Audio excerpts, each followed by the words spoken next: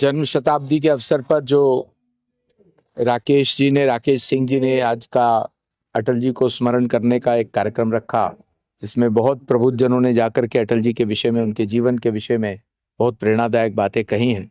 मैं ऐसा मानता हूं कि अटल जी जैसा महानुभाव, अटल जी जैसा महामानव, अटल जी जैसा स्टेट्समैन वो केवल किसी दल के नहीं रहे, वो पूरे देश के थे। और मैं कहूं कि वो पूरे विश्व के लिए प्रेरणा है कि कैसे एक राजनीतिक व्यक्ति को, एक सामाजिक व्यक्ति को कैसे व्यवहार करना चाहिए समाज में, संसद में, सरकार में।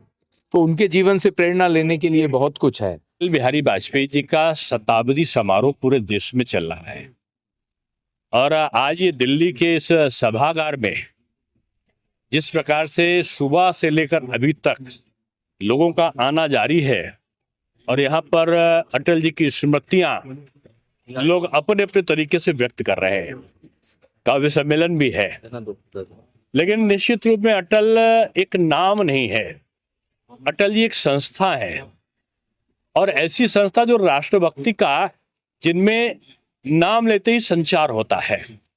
आज राज्यसभा और लोकसभा में वंदे मातरम को लेकर चर्चा चल रही है और पक्ष और विपक्ष अपनी बात रख रहा है, लेकिन जो माननीय अटल जी का पूरे देश के संदर्भ में और खासतौर से जो पड़ोसी हैं उनको गले लगाते थे, लेकिन अगर पड़ोसी हिमाकत करता था तो कारगिल ऐसे क्षेत्र में घुसकर मारते भी थे।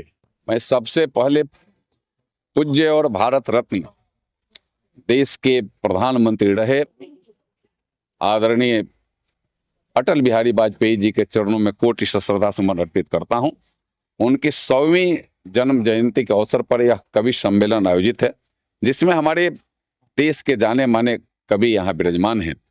मैं आयोजक लोग मित्रों को भी बधाई और धन्यवाद करता हूँ। पूज्य अटल जी से 2-3 बातें खास करके राजनीति के क्षेत्र में रहने वाले लोगों को सीखने की आवश्यकता रहती। एक तो धैर्य, और जो धैर्य से रहेगा उसे कोई भी स्थान और जगह प्राप्त हो सकती है।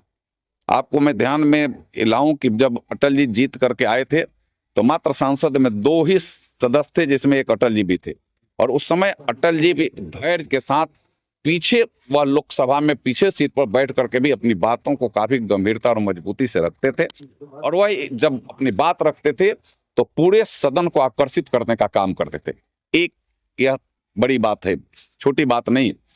और दूसरी बात कि हमें हर चीज को गंभीरता से और राष्ट्र भाव से जोड़ करके हमें लेने की आवश्यकता होती है। कार्यक्रम था उसका आज अंतिम दिन था, और आज 2 दिन जो कार्यक्रम हुआ उससे हटके हम लोगों ने ये कार्यक्रम रखा था। इसमें हम चाहते थे कि छोटे बच्चों में अटल जी के विचारों के बारे में उनको जागृत किया जाए।